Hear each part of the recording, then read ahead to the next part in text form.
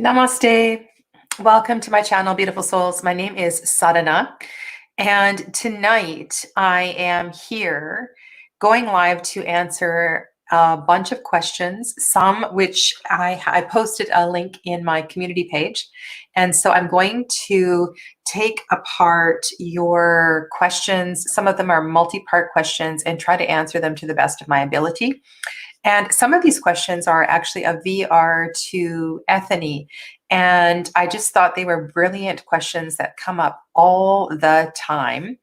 And so I thought this is just a really good opportunity and we can chat about it. And if you want clarification on any of my answers, we can have a little bit of back and forth because these are all really important things. I want to say hi to Sun and Scarlett and Danielle. Welcome and thanks for joining me live here tonight. And excuse me, before I start, I just wanted to say that I'm trying to, my usual Thursday night live, I am going to reposition, and I'm just in communication with a few other tarot tubers and just trying to figure out when I'm actually going to do that. I'm in a bit of a schedule change, trying to juggle some of the classes that I'm teaching, and I still want to keep my at least 2 lives a week, one for readings and one for tarot chat. So my schedule is a little bit irregular at this time. So let us just kind of get to this. I am not answering, I'm not doing readings tonight. I'm answering questions about working with the tarot itself. So Scarlett, I won't be able to get to those questions tonight unless they are of course, tarot related. And if you do have tarot related questions, make sure you tag me so I get to those, okay? So this first question comes from, and oh my goodness, I just want to get her channel name or her YouTube name because it's a very unusual name. And she posted this 4-part question on my community page. It starts with an A and it sounds kind of Greek. So her name is, just bear with me here and I will get to her question. It is Ariana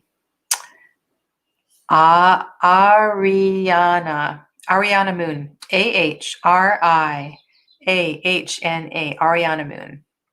So this is the first part of Ariana Moon's question. And she says, I am struggling with finding meaningful daily practice and what to ask for in a fruitful reading for myself.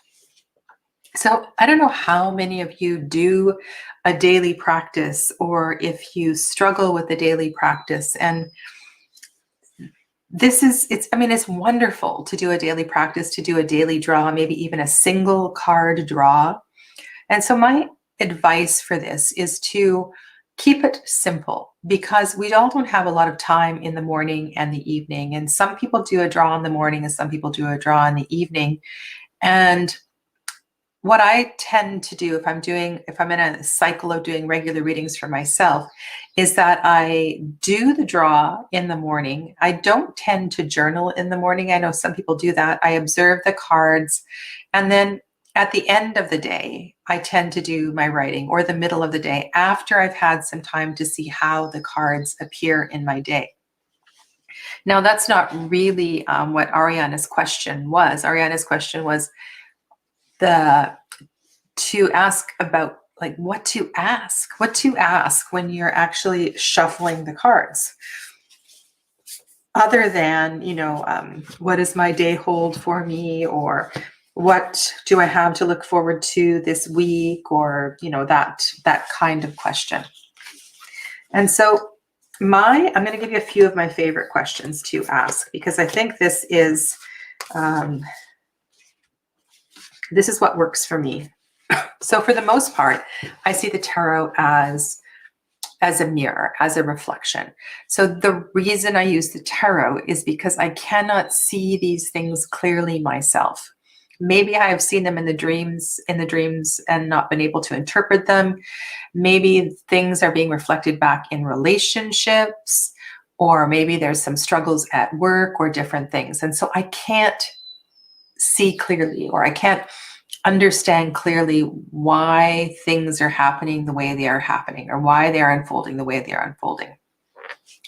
So what I usually ask when I'm shuffling the cards is either help me move through this energy. Help me move through this energy. And I'm going to state whatever that is, whether it has to do with a relationship or a child or something. Usually it's about my kids these days.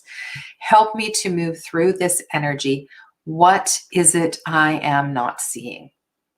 And as I say, help me, I call in my guides. I call in the ascended masters that I work with. And I mean, some of you have heard me do live readings on Tuesdays. I tend to do a little bit of a ramble, sometimes longer than others. And I like to just close my eyes and shuffle and focus. Help me to move through this energy. So I identify, I name the issue, and then I ask, what is it I'm missing? What is it I'm not seeing? So that for me is one of the very best questions. And that applies for just about everything. If everything's going swimmingly, everything's going really well, then you can still ask a very similar question. Rather than saying, what do I have to look forward to on this day? You could ask something like, is there anything that, or what do I need to be aware of as I move through the next 24 hours? What do I need to be aware of as I move through the next 24 hours? So maybe some of you could write these questions in the chat as we're going through, so people who are coming back later can have these questions, or have the answers to some of these questions. So that was the first part of Ariana Moon's question. Hi, Joseph. And then the next part was this one. I'm frustrated, same person, I'm frustrated with most spreads, and I find the Celtic Cross doesn't seem the best reading for myself. And there's been quite a few questions about the Celtic Cross spread. I know it's taught in a lot of tarot classes. It's included in a lot of different tarot books. And it is... it's definitely a spread that you can work with and pick apart in smaller chunks. You don't have to do the whole 10 card reading. And also, I find making this spread personal to yourself can be really, really helpful. If you do it in a way that it feels like it's kind of coming from somebody else instead of you really embracing the spread, it can be really challenging. I used to use the Celtic Cross a lot. And right off the bat, I wanted to make it my own. And the way and the order that I laid down the cards, 7, 8, 7, 8, 9, 10, the line up the side, definitely I placed it in that order. But the center part of the reading, the left part of the reading, with the card above, card below, past and near future, and the two cards in the center, I tended to, I don't know how you lay them down, but for me, it needed to make sense, the order that they were placed down. And that is a really important thing for me with all spreads. It's that as I lay down cards, I need to say what, either in my mind or aloud, if there's a querent, I say aloud what that position means.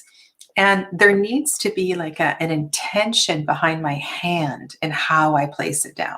So with the Celtic Cross, for example, I place the card in the center. I don't tend to use a significator in that spread. Sometimes I do. And that's I want to just pause here, okay? So significators have recently come back into my life since the book club went through the Benebell Wend's Holistic Tarot. I really enjoyed reading that book again, and it has ignited a whole new interest in significator cards for me. That's my topic for Tarot-thon 2021. Tarot-thon happens oh my goodness, I should know the day. I believe it is the last day of May. I'm just going to go to my calendar. And I will be one of the last people in that 24-hour slot. So Tarathon is on May 30th, 2021. It starts at 5 a.m. British Summer Time. And I will be on, I think I'm the fourth to last person in that. So there's 24 different tarot presentations. And my presentation is going to be about significator cards. So what I was saying was that with the Celtic Cross spread, it felt, hi Misty, it felt awkward to me the way that a lot of people lay it down, and it needed to make sense. And so for this spread, I put down the card in the center, the card that's crossing, and the card that's crossing is not always a challenge. Sometimes it can support. It doesn't necessarily need to challenge. And then for me, I go above and below, and then I go past. Sorry, it's probably opposite with the camera. So I go above and below and past and near future. That's the way I do it. It's like drawing a cross. I do not go clockwise or I do not go counterclockwise. And if you look at different people's instructions, there are so many variations for how you lay down the cards. And there's actually people that do it the way that I do it, but not very many. Most people lay the cards in a clockwise direction, which makes no sense to me, nor does the counterclockwise one. It just, I don't know, it doesn't work for me. So what I'm saying to Ariana is you need to make these spreads mean something to you. And if you get in the habit of always laying your cards down the same way, then it becomes a lot easier. So it's really important to own your spreads. And you don't have to call it a Celtic cross. You can call it, Ariana's cross, right? You can call it your whatever your name is there. Okay, Sandra, I'm not doing readings. I'm answering questions about tarot that have come up through tarot, people who are studying the tarot students, and so forth. So I'll be doing my next live readings next Tuesday at 12 o'clock noon Pacific. Okay. All right, so here's the next one. So I'm interested in the 9-card or larger spreads where there's not set meaning positions as much. Okay, so 9-card spreads. This comes from the Lenormand tradition for the most part. Those of you that use, how many of you use Lenormand? Have you studied Lenormand? 9 cards are really basic to reading with Lenormand cards. And with Lenormand, usually the cards are placed down top row, middle row, bottom row in left to right in horizontal directions. And if you're following a Lenormand tradition, that's the way that you're going to lay them down. So left to right, top to bottom. If you are doing this from your own heart, right? From your own energy, you can lay them down any way you want to lay them down, as long as it makes sense to you. So when I do a 9 card, I lay down the card in the center first. And I say to myself, this is the most important message. And I lay down the central card. And then I do the same thing as I do with the Celtic Cross. I go above, below, left, and right. So that leaves 5 cards. And then I place the corners down. And I do the corners in a clockwise direction, usually starting with the bottom right, and then bottom left, and top left, and top right. And I generally assign those to elements. Generally, I do that. So I do not have my phone connected here, but I suppose I can fiddle with it as we are talking. So let me just see if I can get this set up for you. Maybe. I've never done this on the fly before to get the other camera set up. But we'll see. We'll see if I can do this. Anyway, what I'm saying is that you need to own the spreads. And the more you own your spread, the easier that it will be. Okay.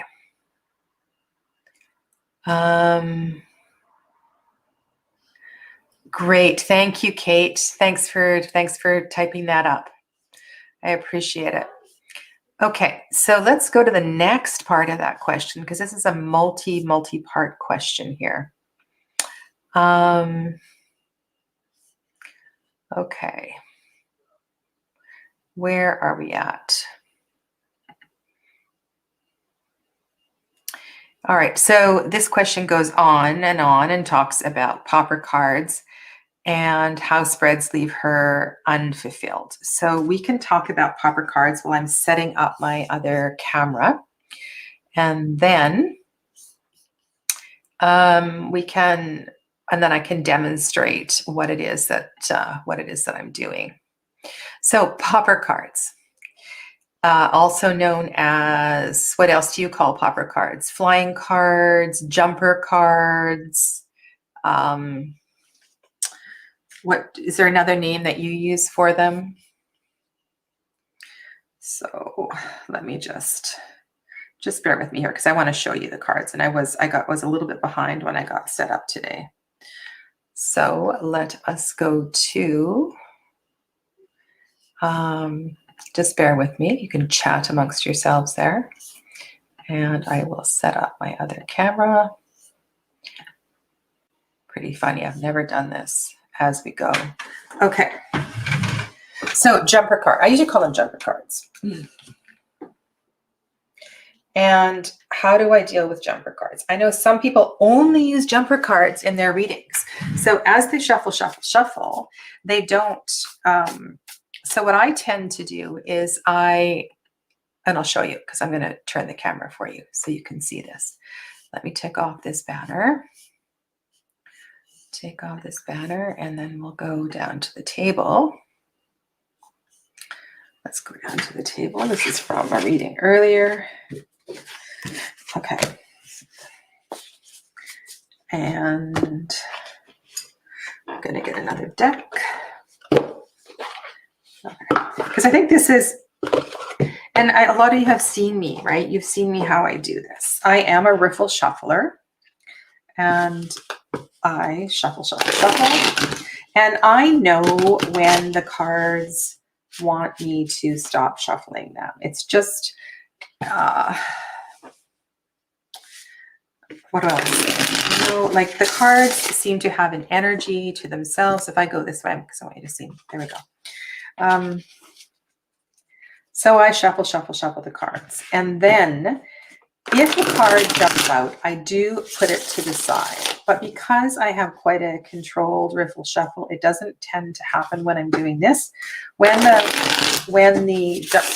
jumper cards come out is if I decide to do, sorry, you probably couldn't see that. Sometimes I'll do an overhand shuffle after, right? So I'll riffle, and then I'll do overhand. And for example, like this card flipped. So I might take this card out and just put it to the side. And I want to cut and I want to draw. So I cut with my left hand. And what tends to happen is I feel it. There's a bit of a magnetic pull with the cards. And I usually take one pile to the left. So this one went over here.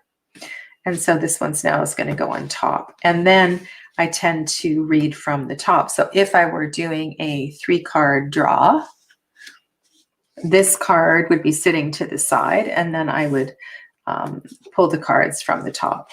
And I tend to put all my cards back in order. So jumper cards I will bring in after the fact. But if you like to work with jumper cards, then do that. And you can just shuffle and wait for cards to jump one at a time. There's no hard and fast rules in how you do this, okay? So that's one thing I guess I'm not doing readings, so it doesn't matter.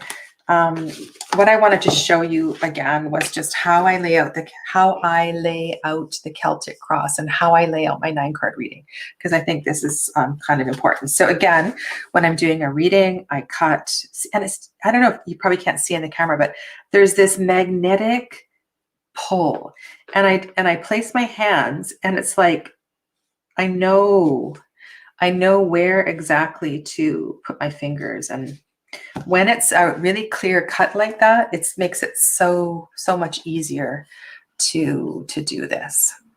Okay, here we go. Okay, so this is a reading I need to write up.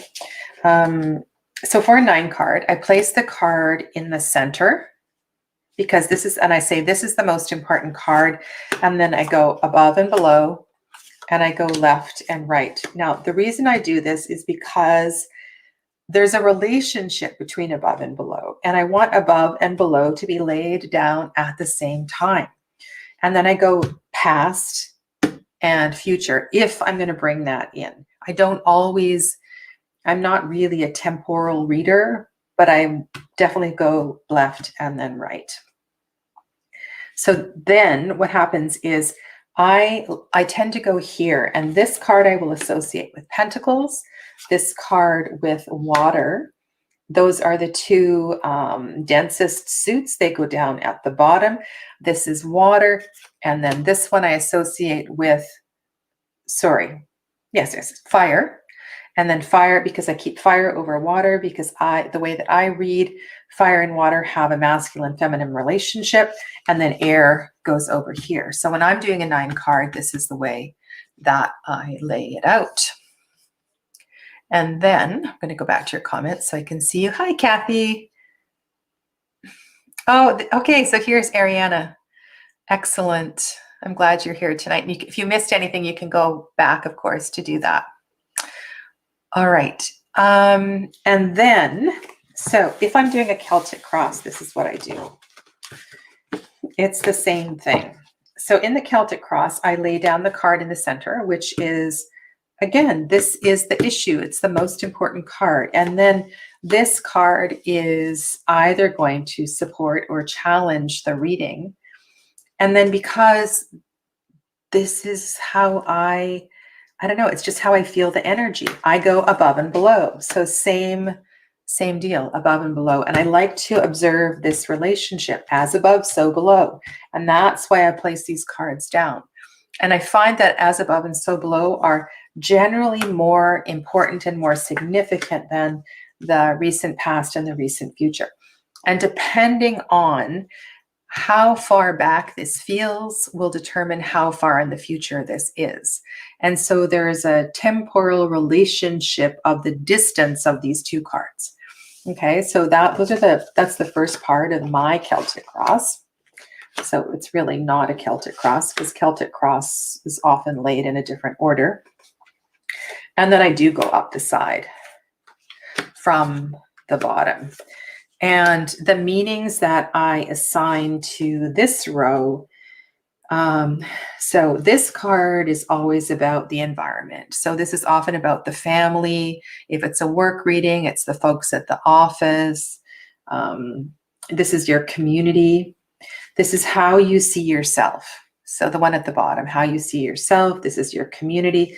This one often is hopes and fears, and I tend to vary this one up a lot. And this one is the outcome card. And if I'm going to pull any clarifying cards, the clarifying cards are going to go here. Okay. So thank you for the Swan Spirit. Thank you for that. I just wanted to make sure that you're not asking for a reading, that you're with the program of what's happening here tonight. But I will go back through the comments and just double check all of that. Okay. So that is good. I'm glad that makes sense, Ariana. Good. And then Joseph says, I feel like it's difficult for me to delve into great depth in any tarot deck because I'm always searching for that perfect tarot deck. Okay, so this is a good one. I'm just going to make sure I finished with Ariana's long list of questions, and then I'm going to go to Joseph's question. So where are we? So the Pauper card. Okay, so that's it. So I think I've answered all of Ariana's questions. All right, so now let's go to Joseph's question. And so I feel like it's difficult for me to delve into great depth in any tarot deck because I'm always searching for that perfect tarot deck.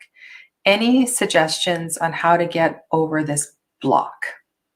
That's a really good question, Joseph. Really, really good. Okay. All right. So, well, let's look at this deck that's in hand. And I'm going to answer this question in relation to the deck that's in my hand, because there are so many things that I like about this deck. And this is the Four of Wands.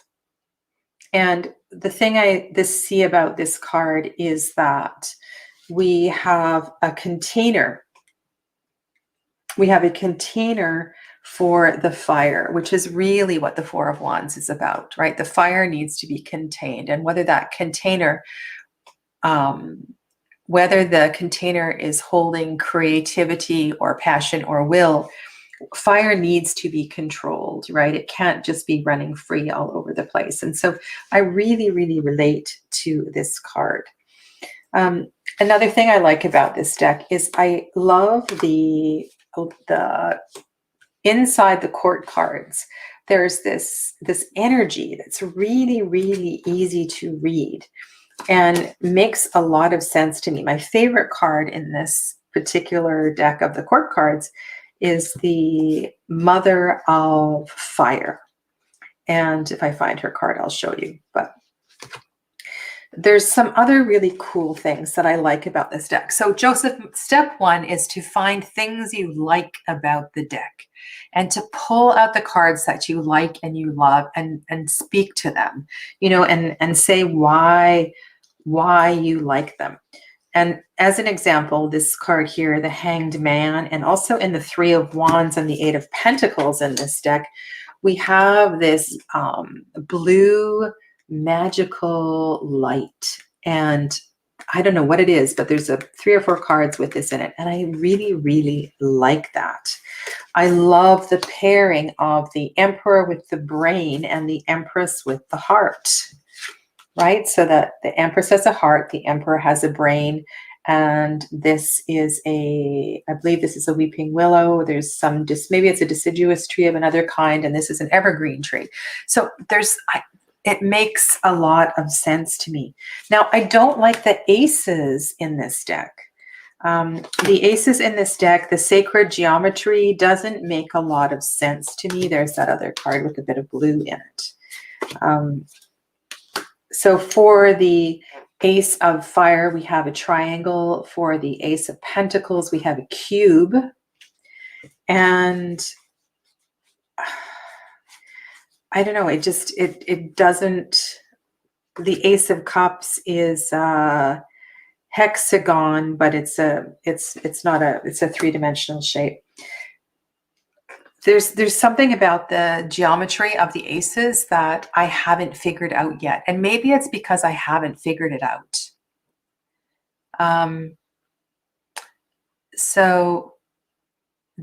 So I'm trying to be patient with that because there's so many things that I really do like about this deck.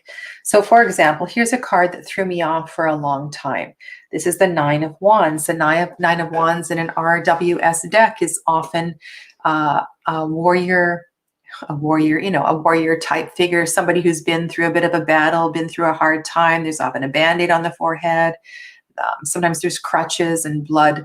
And here in this Nine of Wands, we have a ceremony, you know, where you release energy. You send these paper lanterns up, and it's a letting go, right? It's a beautiful release, so that when we get to the 10 of Fire, we're not carrying that burden. This is like the preparation for the 10 of Fire. But I didn't get that, you know, and I don't think I got that from Bacara's guidebook. That was just something that came to me over time. So my advice is to give a deck a chance. Decks need a chance. You know, there's there's always some kind of, there's very rarely there is a deck where you like every single card. This deck is one of my favorite decks, which you've seen on my channel many, many, many times. And again, you know, there's lots of things that took me forever to figure out. And I purchased the guidebook that came in French and spent a lot of time. One of the cards that I had a hard time with was the devil card in this particular one. But I fell in love with the art and the watercolors and the particular colors that are being used. And so, you know, I don't love this lover's card. It's upside down, sorry. There's other decks where there's two trees intertwined. It's not my favorite kind of image for a lover's card, but because I like so many other cards, it's okay, you know. And some of the court cards I don't love in this deck. They're not the favorite feature in this deck, and I would never recommend this deck for people who were struggling with court cards. I would recommend another deck. So I feel like, Joseph, many decks have strengths. And, you know, that's a reason to have multiple decks in your collection, because I'm just looking at the ones that I have over here. You know, I think time is the answer to your question. It's about time. To give your decks sufficient time, and you have to exercise your decks, and you have to use them to get to know them. And this morning, so for those of you that aren't aware, Robin Wood passed away last night or this morning. And during live readings this morning, I read something from here, and I'm just gonna repeat it because I think this is really beautiful. The cards work beautifully as a gateway to open your own awareness of what is happening at a very subtle level, and to allow you to pick up information from things you are not even aware of intellectually. I advise you to allow this to happen. Don't hinder the process by looking everything up in a book. Not even this one. The meanings in the books are sometimes contradictory, sometimes confusing, and sometimes they will feel odd to you. The meanings in your heart, when you look at the cards actually spread out before you, are far more likely to be accurate. And so this card to me is a reminder of letting go. It's a reminder of releasing, which I fully resonate with, and because I teach that all the time. So I hope that in some kind of a roundabout way answers your question. Okay. So Kate, yeah, and you know, I don't know how many I've done so far. I think I'm done with the Wildwood, but Kate's talking about this deck here. And there are some incredible pairs of cards in this deck, some really beautiful inquiries, and it's a deck that takes a long time to get to know. But if you're patient with it and you understand that wren on the wood in front of the Hermit is connected to the page of air, the page of swords, you can start to weave a path. And this is what I am going to do in the 22-week course that's coming up. It's coming up starting May 11th, and I'm teaching a beginner tarot course. And you can come in as a beginner. You can come in with a little bit of experience. It's entirely up to you. I'm just going to put the my website. Here we go. If you're interested in seeing how I read, and I don't think I ever fully memorized the 78 meanings of the tarot cards until years and years later. One of Robin Wood was the deck that I spent the most time with. Probably 3 years I used the Robin Wood and no other deck. And then I probably spent a couple of years with Osho Zen, and Osho Zen opened up my eyes to something crazy and incredible. Like, I absolutely love that deck. So with this particular class, I'm going to show you my approach to learning the tarot, and not by rote memorization. So 22 weeks on Zoom, by association. We're going to go through the whole deck, number associations, repeating symbols, spending a week on each of the court cards. We're going to delve into everything from invocations and shuffling, lots of other juicy stuff. So just wanted to, and I did a video yesterday. So if you want to go back to my channel and watch the video, I talk more about it there. Okay, so where are we here? Let's go to Swan. I am aiming to stop the habit of needing only jumper cards and gain a more precise coherency and structure with my readings. Great. Now, there's nothing wrong. There's nothing wrong with using jumper cards. You know, there's a reason why the cards start to fly. Sometimes it's just because you're a lousy shuffler, you know, or because you have had too much coffee, or maybe it's a deck that's actually really difficult to shuffle. You know, certain decks are really hard to shuffle, like this Bonestone and Earthflesh Tarot. Look how it's chipping. It's really not, you know, like it's really fat, really, really fat.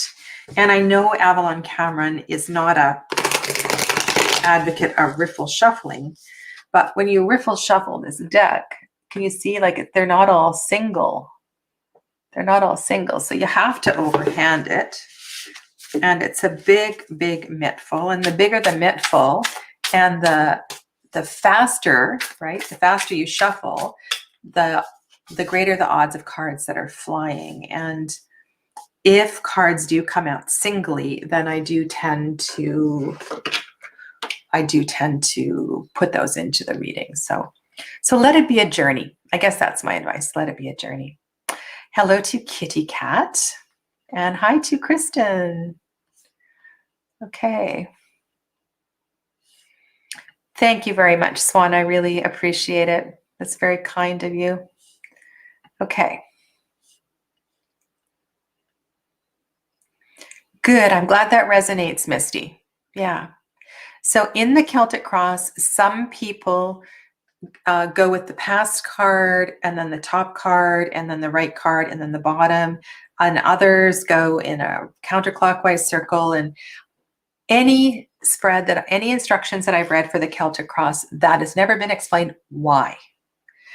And I need to know why. I need to know why you're laying them down the way you're laying them down, because it has the energy that comes from my hand or from my mind or my heart, you know, through spirit, through my body. There has to be intention. And for me, that's really, really important. Okay.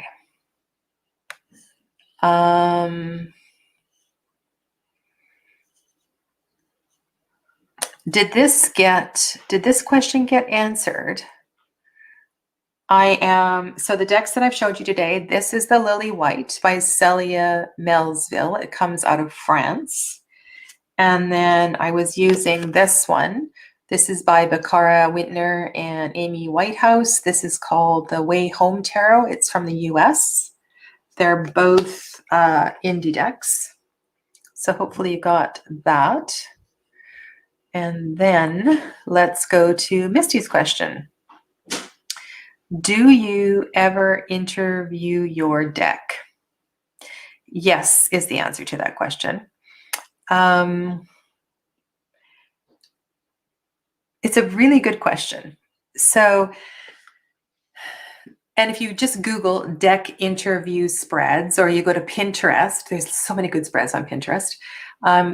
There's different ways to do that. And I don't tend to do it when I crack open a new deck.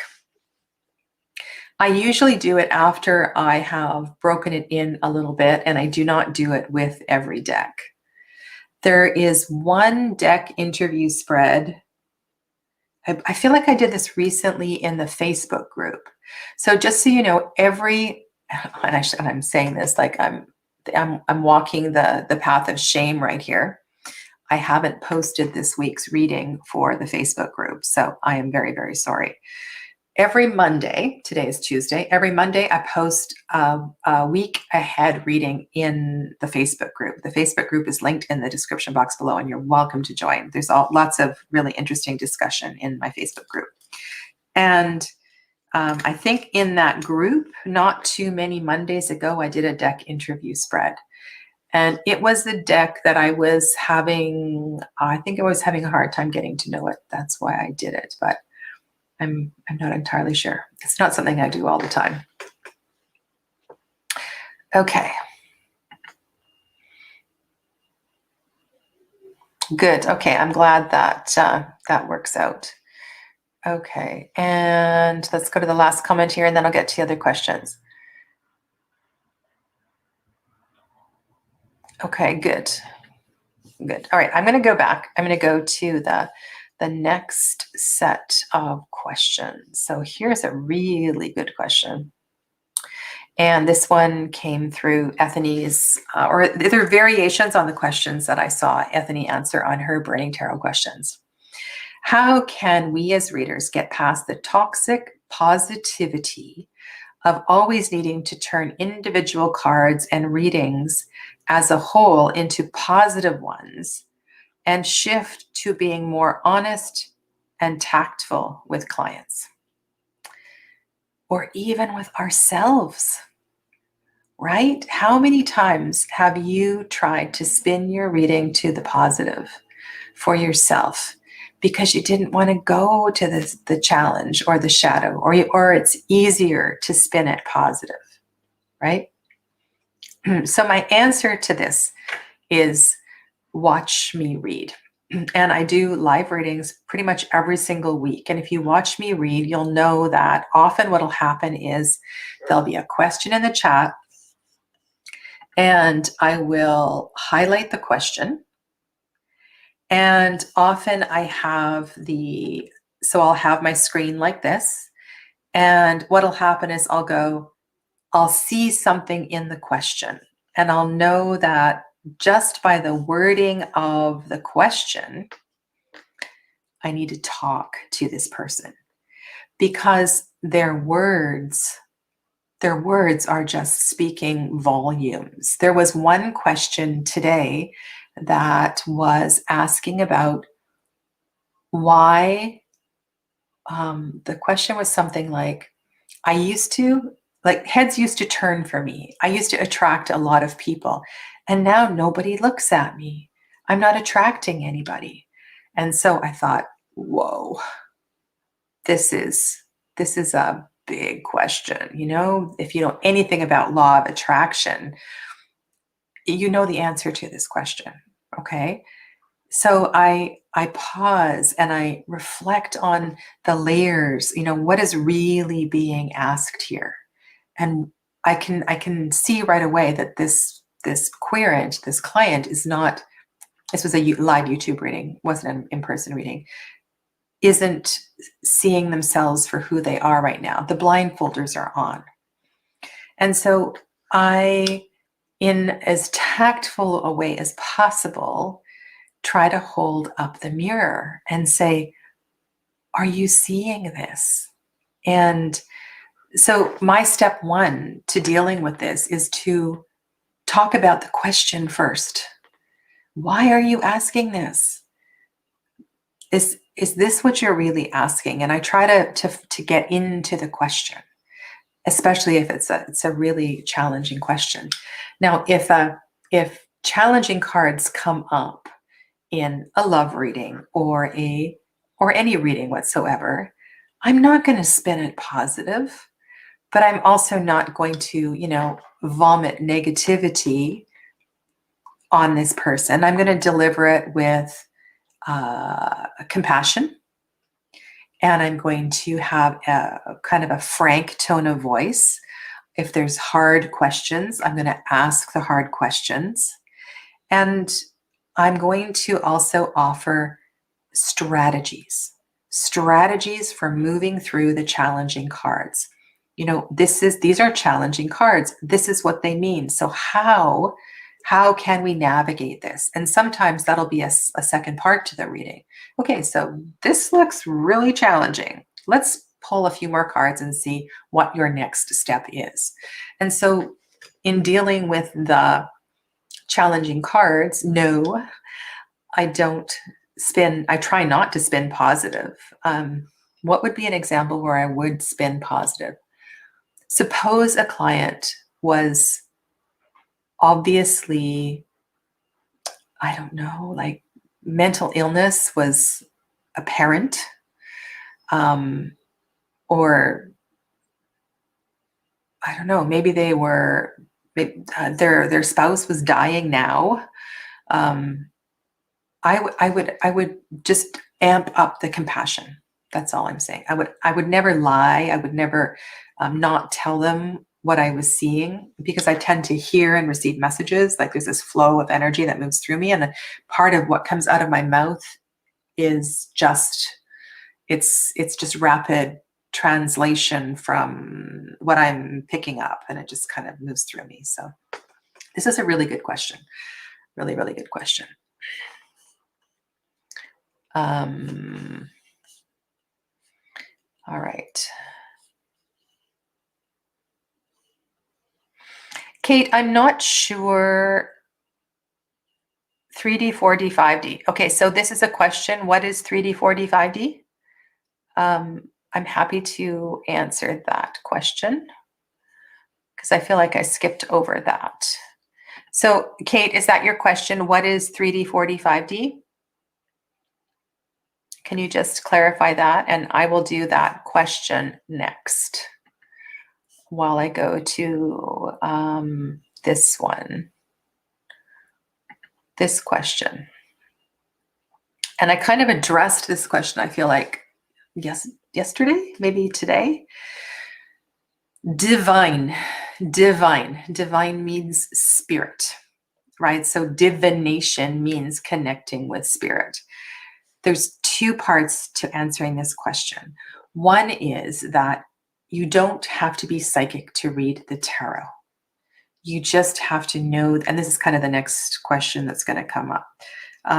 You just need to be able to read the cards. And the better of a storyteller you are, the easier it is to read the cards.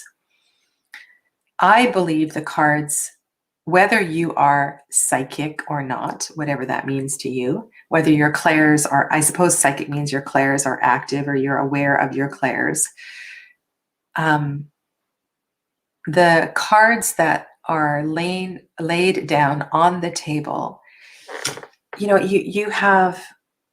have connections with spirit. It's not just some random arbitrary thing, I don't believe.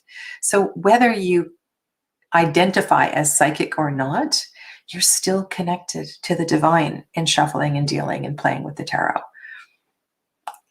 That's what I believe.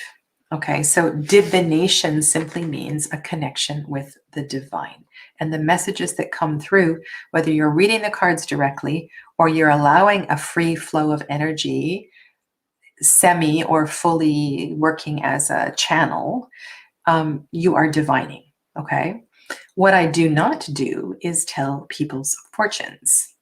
A lot of people word their questions about the future, like what is my month, how is my month going to play out? And I try to always spin these questions. And I say, this is the energy of now. This is the energy. And if the question is a forward asking question, then I will just say, this is the potential energy around you over the next month, if that was the question. We have free will. Now, today in a question, what I was trying to explain was that there's different paths, right? Different doors that open, different avenues, and we have a choice, which path to take. And the tarot will often reveal what those paths are. And we have free will. We can choose this path or we can choose this path. And if the tarot is revealing this path and you choose not to take that path, well, then obviously that's not going to be the trajectory. However, if spirit, God, the divine universal consciousness has a plan, which I believe there is a plan for you, there is a plan for me, there's different ways to get there, different avenues to get there. And your story might spin a little bit differently, but ultimately, I kind of think we're going to be in the same, the same general outcome, no matter how we choose to get there.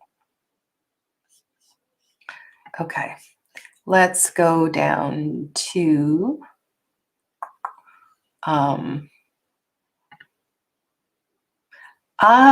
okay, that was in regard to the aces.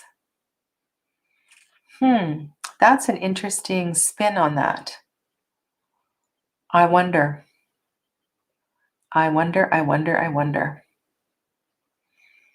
Okay. And Donna's here. Hello. Okay. As far as those deck interview spreads, just start Googling, and there's so many really, really good ones out there. Okay, so now let's go to this question. Okay. You saw me. I think you saw me turning my cards over the right way. I was turning them, and I do that.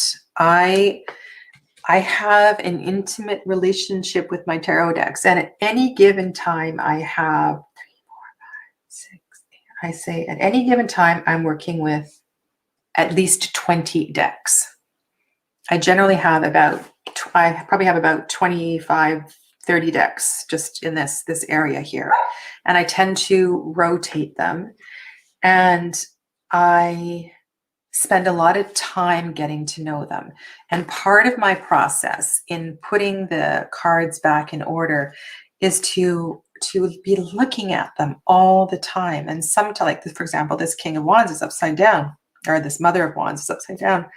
And so I turn her over and I have a look at her. And sometimes I might miss turning a card over.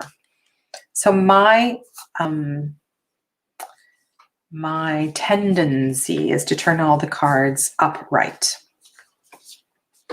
Now, if that doesn't happen, or perhaps when I shuffle, instead of shuffling like this, I end up shuffling like this, and so there's a lot of reversal cards, then my perspective is that happened for a reason, and the upside down cards are supposed to be upside down, and the upright cards are supposed to be upright. What does it mean when something is upside down? What does it mean? Like, this is not rocket science. What does it mean when something is upside down? Like, you think about this literally. What happens? Like, think about the hanged man. Why does the hanged man hang upside down? I mean, that's a really good example, and there's lots of interpretations of the hangman card. But when a card shows up upside down, you notice it, right? You notice it. There's some kind of exclamation mark associated with it. It's like, look at me, pay attention to me. It's like a little kid going, me, or, like, pick me, pick me, pick me. And so that's the first thing about reversals is like, okay, let's have a look here, because the way that I operate, they don't show up too often. So they're pretty important when they show up upside down. The next thing is I think about, well, what is a different perspective of not opposite, right? I don't read them as opposites. What is a different perspective of this card being upside down? And I try to go as literal as possible. You know, as literal as possible. And sometimes there's a reason, because there will be symbols that are mirrored in the reading, and they will reflect other things in the reading. So there's a lot of reasons why cards end up upside down. And I would not get hung up on memorizing reversed meanings. There's enough to work with, shadow and light, reading upright readings. Every single card in its upright position has a light and a shadow. The cards don't have to be upside down to see shadow, but if they are upside down, something else is going on, right? There's a different perspective needed. Now that, of course, is different with cards like, for example, the, I've put it away. It's the only deck I have that has keywords on the top and keywords on the bottom. The one from Madame Clara, the 5-cent tarot. So the 5-cent tarot is kind of cool because it's got keywords on both sides. And I also have an older deck, like in the deck of the Bastard, there's keywords on the top and keywords on the bottom for the reverse. And that's cool because that makes it easy, right? You can read them up or down because there's keywords there. So that's my take on this. Okay.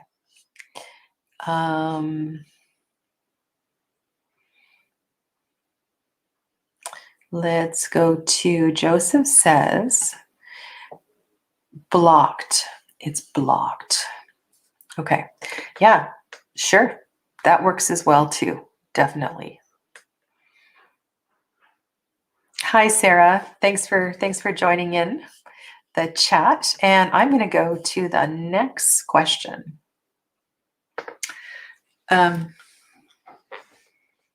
What do you think the answer is?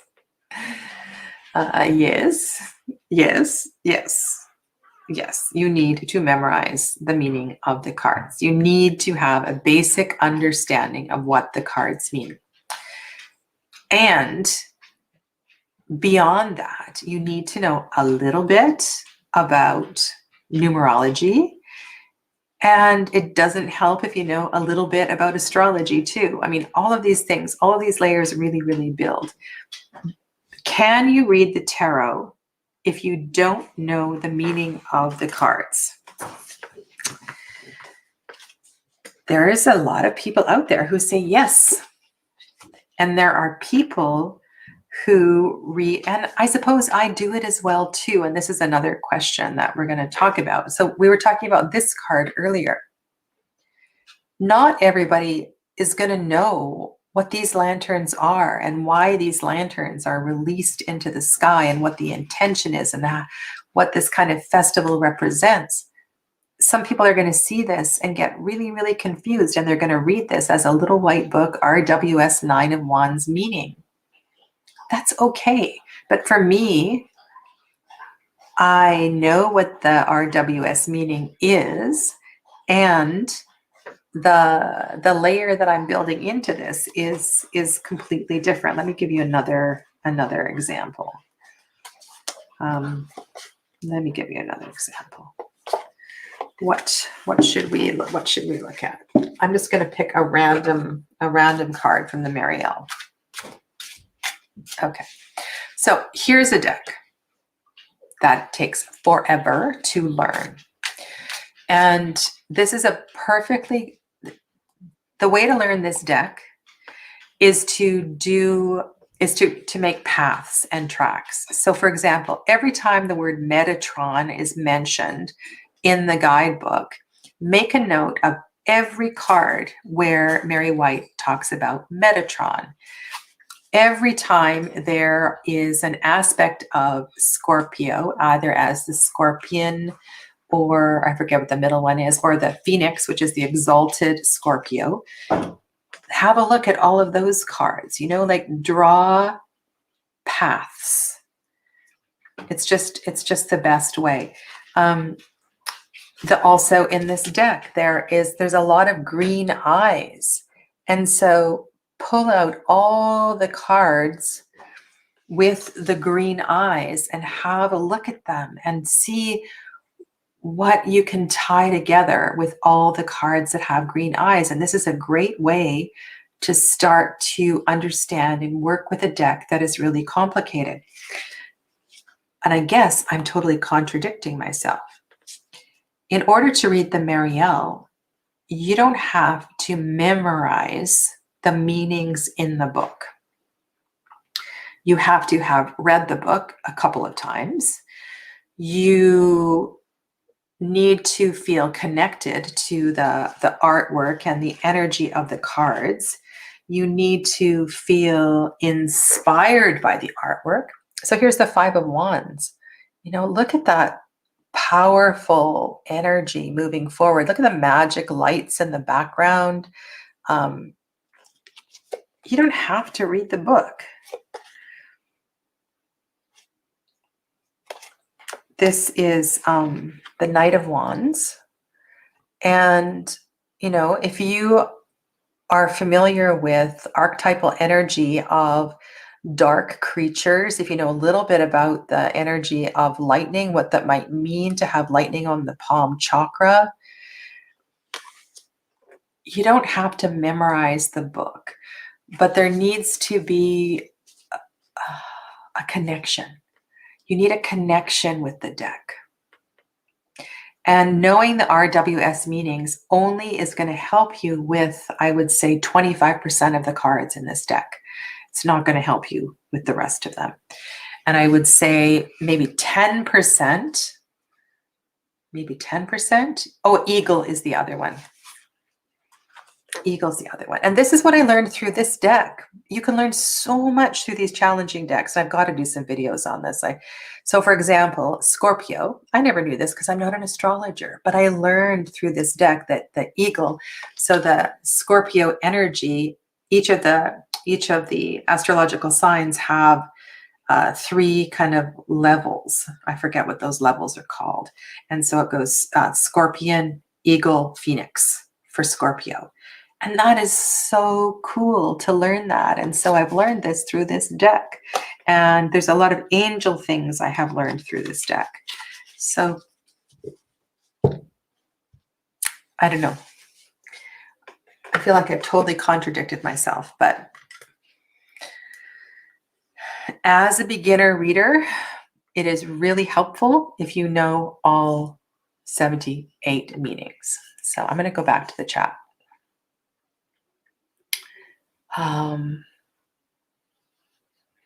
Where was I at? I was at Sarah's comment. Let's go to Kristen. I was accused of being a bad reader once because I read cards in a shadow reading. Like, pay attention to this. This might be a problem.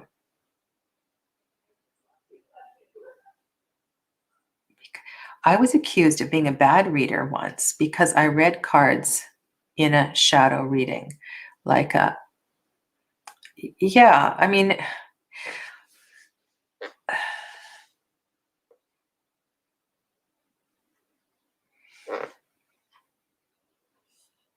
let's go. I'm just going to follow this discussion through.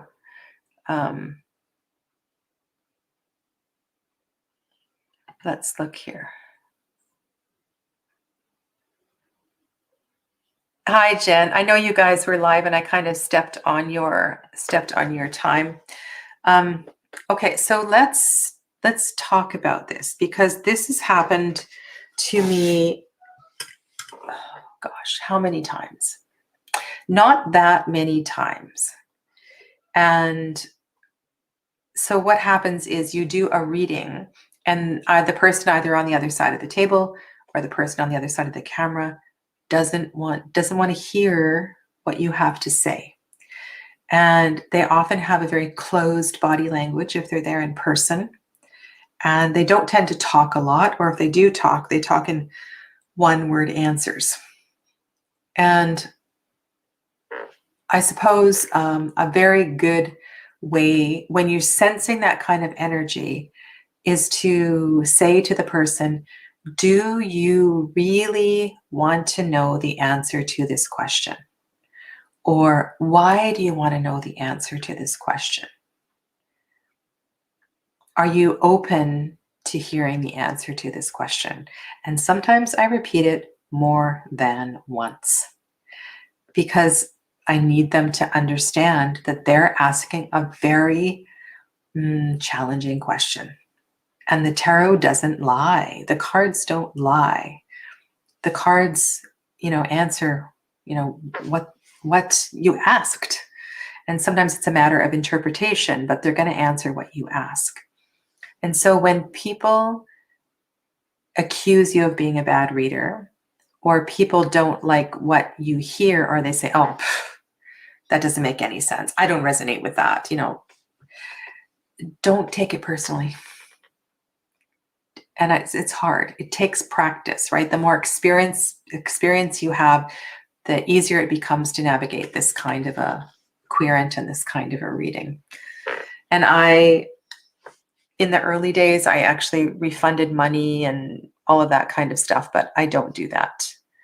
I don't do that anymore. If people aren't happy, I do my best to accommodate. I feel like I want to tell you another story, but I just want to get to these questions because we've already been on over an hour.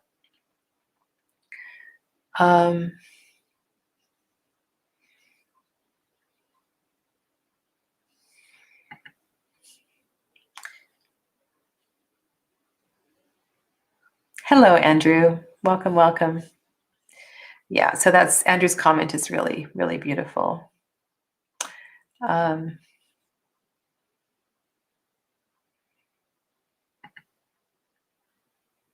Is that so that's the term for this? Okay, decans. That's the term for the stages for Scorpio, it's Scorpion, Eagle, and Phoenix. Okay, here's another question. What can you say about the eclipses and the Eight of Cups and the Moon? Right. I wish I had the wild. Oh, I need to get that back out. The Wild Unknown Tarot. I love the Wild Unknown Tarot. So what do you know about eclipses? I know very little.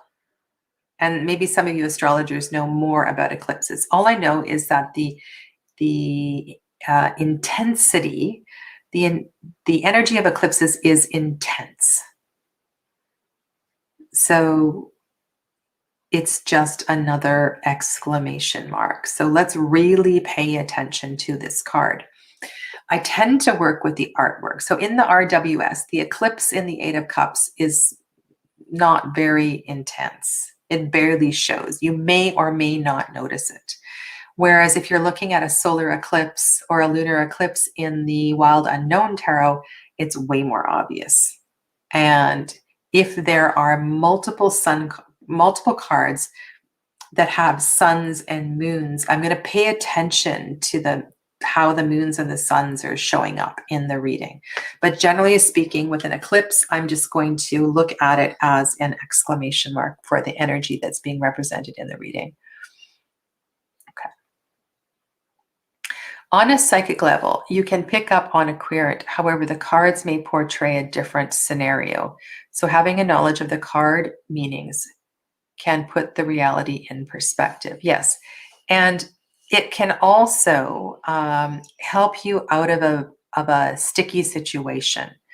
So if you are reading completely intuitively, just reading the pictures and the stories that come through the artwork, and you are not aware of what the historical associations are with the cards, I feel like you can walk yourself into a corner more easily than if you know what the 78 card meanings are, whether you're working with RWS or Thoth or whatever you're working with. So that foundation really, really does help. It helps you to become a stronger reader for sure.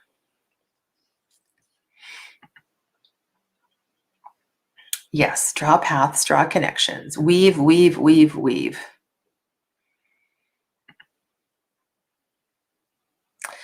Yes, the Marielle takes years, years and years and years. Let's go to Saldad's comment. For me, the best to understand the Marielle is to follow the tree of life and see how each card represents it. That's really, yeah, that's a beautiful way to interpret it. Then the amount of myth and there's actually quite a bit repeated in this deck, you know, like the number of cards that relate to Odin, the number of cards where she talks about the tetragrammaton.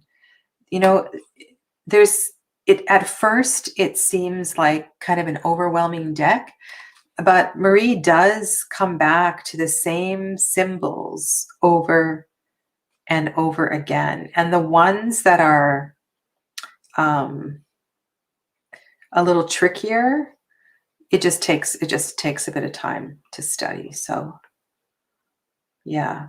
Anyway, love looking at this deck. All right. Sorry, I should be looking at you. I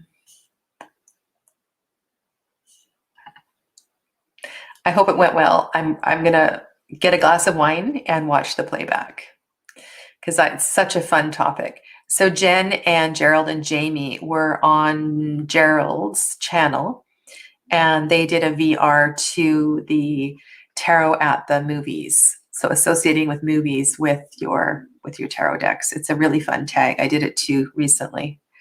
Good night, Misty. Good night.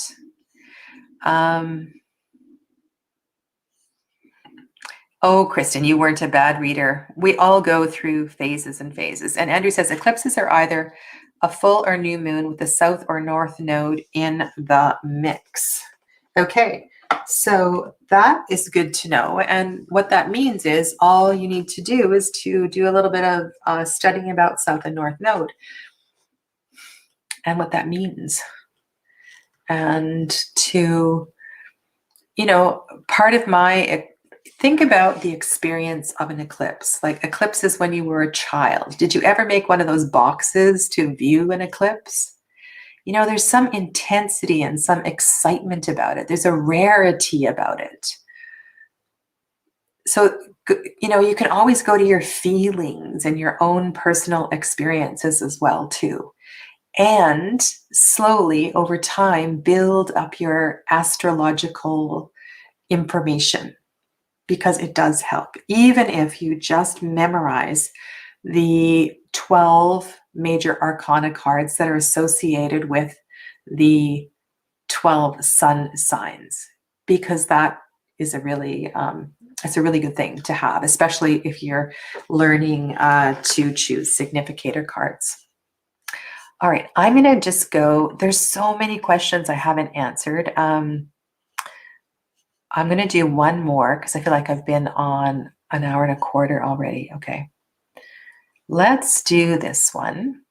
And then later on, I will edit the description box below because, and then maybe I can put timestamps as well too. So thank you for those that have been helping out with this. Okay. This is a really good question. Okay, so this happened yesterday. So one of you lovely souls booked a reading with me, a 45-minute reading. And you've had readings with me before. I'm just going to my notebook to see how many questions this person had. They had 1, 2, 3, 4, 5, 6 questions. 6 questions, and they booked a 45-minute reading. And I love you, by the way. You're just a wonderful, wonderful person. I love reading for this person. And you just need to know how to manage it. Because generally speaking, there's going to be a common thread through all of the questions. And you're probably going to get repeater cards.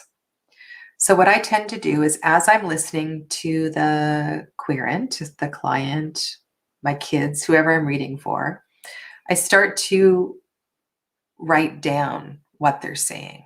I write down their questions. I write down their concerns. I help them to break down the questions. And I have quite a repertoire of spreads up here. I do free readings, free flow, no association layouts as well too. And by the nature of the question, I kind of know what I'm going to do. Now, in this case, where somebody has asked 6 or 7 questions for a 45-minute reading, I mean, you can do the math. How many minutes do you have per question? And some of the answers to the questions are going to get complicated. You might not get to all the questions. So, step 1, listen to the questions. It's always good to have a relationship type spread. And all that might mean is a 3-card spread where you have the querent, the other person, and then a card in the middle representing a connection between that person. So you can have something simple like that. It's really good to have a quick yes, no type spread, or to have a pendulum or some other oracle that you can throw for a yes, no question. Because some people, that's all they want. They don't want to hear you blab on and on and on and on and on. They just want you to tell them yes or no. So you need to have the confidence to do that. And I always say the tarot likes to tell stories, but I do my best to answer yes or no questions when the person really wants to know yes or no. Next step. It's good to have a spread about next step. And if you've been watching me on Tuesdays, I've been introducing lots and lots of different spreads. And the more you practice spreads and the more times you practice the same spread over and over, they just start to click. Now, today I was working with a lotus spread from this book. I'm running out of saliva here, talking a lot today.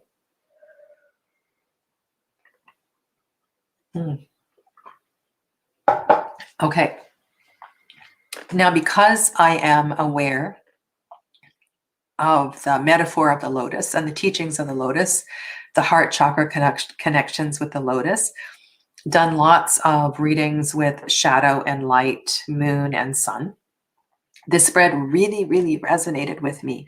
And I was able to build in extra layers to the spread. And this is a spread that I'm going to keep here forever and always. It was an amazing, amazing spread.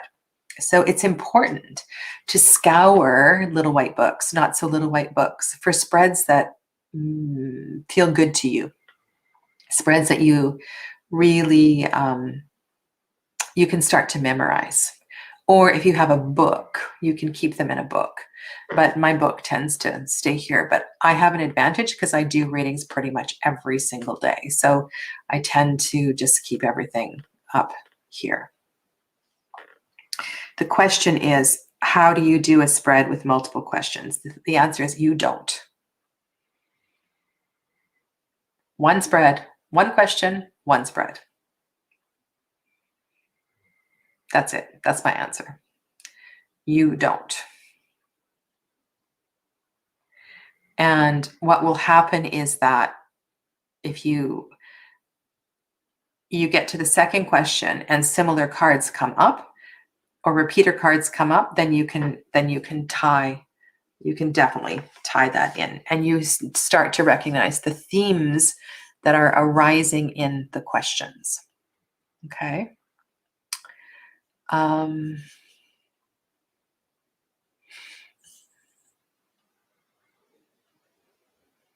Oh, that's so good. I'm glad that Kristen's getting a pat on the back. Thank you, Danielle. Kristen's Tower and Moon videos. Yes. So Kristen is Kristen Louise. Did you change wasn't there Empress in your name? Did you take that out of your channel name? You should definitely, she's lovely to listen to. So I recommend going to her videos. You definitely deserve that, Kristen. Okay. You know, that is such, it's so Okay, Empress was removed. It's just so beautiful the way that this community supports each other, and I feel I feel supported by all of you when I'm doing live readings, and I tend to be in my flow. Like I very rarely read with other people because I have this flow thing that happens, and I need to be in that flow to read, to be at my best as a reader. I'm not a great tag team reader. I have to, if I am tag team reading with other people, I need to have a book, and I need to be writing because I, somehow everything that's coming through needs to get out and down on a piece of paper. Otherwise, I'm going to miss things. But what's my point here? My point is that when I'm doing live readings and you lovely people are all in the chat and you are supporting each other, or you're saying, oh, I didn't see it that way. Oh, that's really interesting how you see it, Sadhana. I saw it this way, or how about this? Or you are comforting each other, or questioning each other. It's amazing. It's amazing how much you can learn by participating and being together. And so that's another, really good part about taking my classes. Some of the groups have been really supportive and done lots of emailing back and forth and shared pictures and help each other out with their homework and that kind of thing. It's really hard to, what do I say? It's easier. It's easier to learn in a group. It's easier to have people to bounce things off, and we can learn so much from each other. Yeah. Okay, so these have been really, really good questions, and I want you to keep these questions coming, and I definitely will be doing a video like this. I mean, I've done them before, but I will definitely do another video like this. So keep these challenging questions coming. I'm going to edit the description box below. I am so far behind. I'm gonna attempt to get to that over the next couple of days. And for those of you that are in the Facebook group, your reading, I did the Lotus spread for your reading, and I did it with the Robin Wood Tarot. And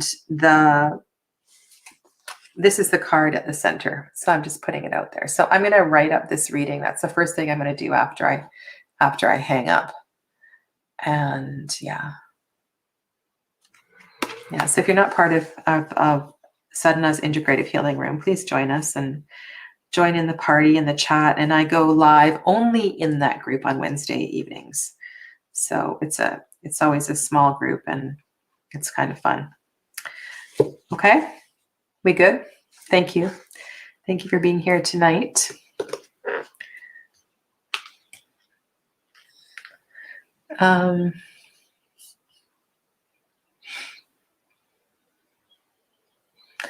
Let's just see where.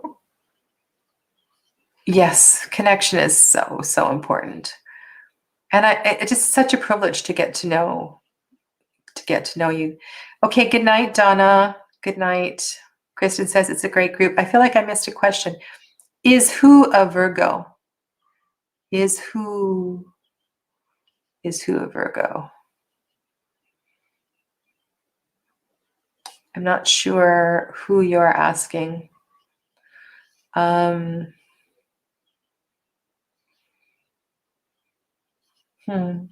You're welcome, Kristen. You are welcome. Alrighty, I just want to see. Oh, me. I am not a Virgo. I am not. So, why do you ask me if I'm a Virgo? Why do you ask me that? And I'll tell you what my signs are. I have a Leo sun. I have a Sag ascendant and a Capricorn moon. that is those are those are my three signs. So yeah, I am curious.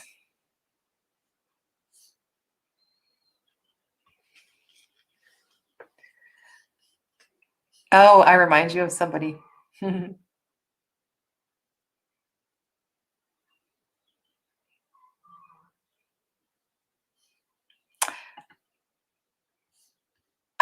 Do you know my birthday, Andrew? How do you know this? Sadhana has a midheaven in Virgo, so that's how she appears in the world. Huh. Okay, I'm gonna have to get you to do a reading, Andrew. Andrew is an incredible reader. He's also a medium. So if you're ever looking for a great reading, Well-Tempered Claire is yeah, just a great reader. And Danielle Woven Pixel says, I found out she has the same birthday as my partner. Oh, interesting. Interesting. Oh my goodness. Maybe it's time for me to get a reading. You know, I do so many readings for other people, and maybe I should do that. Give myself a gift of that. Okay. All right. Andrew, I will. I'll book a reading. So thank you, everybody, for being here today. Enjoy the rest of your day wherever you are in the 24-hour clock, wherever you are in the planet. Be kind to one another, and I look forward to seeing you all very soon. Namaste.